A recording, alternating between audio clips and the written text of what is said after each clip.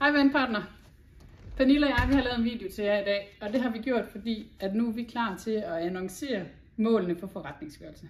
Det er velkendt, at forretningsgørelse bliver startet igen i år, og vi har bygget dem op omkring nogle procesmål, som vi gerne vil gå igennem i dag. Så nu tager jeg lige med. Det handler om 4 procesmål, som vi skal igennem i 2025. Det ene er, at hver rammeaftale gennemgår eksisterende idéliste. Så kan det godt være, at I tænker, hvad fanden er det for en idéliste? Det er faktisk en, vi havde helt tilbage i det gamle partnerskab, som vi har støvet af, og vi kommer til at kigge på, og så deler vi de her idéer, der var på listen, ud i hver rammeaftale. Og så skal I kigge på dem.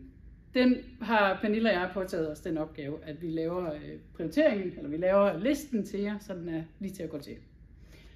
Det næste mål, det bliver, at I skal afholde en innovationsworkshop i jeres egen aftale. Vi har fået 2 nye gode kvinder med på holdet herinde for Aarhus Vand, som kan hjælpe. Meget mere om det senere.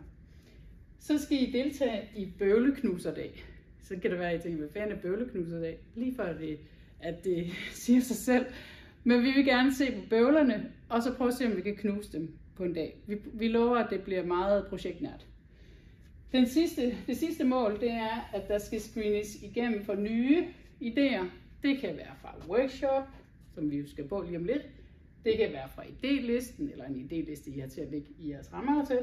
Eller det kan være helt ude, eller det kan være fra virkeligheden. De her mål er egentlig obligatorisk for nogle af rammeaftalerne, og det har vi lavet sådan et schema herovre, så man ikke er i tvivl om, hvem der ligesom skal tappe ind på det.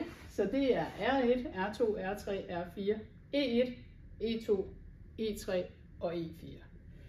Så har vi også valgt at sige, fordi vi har jo også individuelle rammeaftaler, der skal I gå det her igennem og se, hvor er det, jeres kryds skal sættes. Altså det skal give mening for jer, og det skal også være, hvor I sådan tænker, her kan I sgu gøre en forskel. Så der skal I sætte kryds. Alt det her, det får I meget mere at vide om fra jeres tovholder, hvor Pernille og jeg har sendt noget materiale ud, og vi har også gjort klar til skemaet, så I kan udfylde det.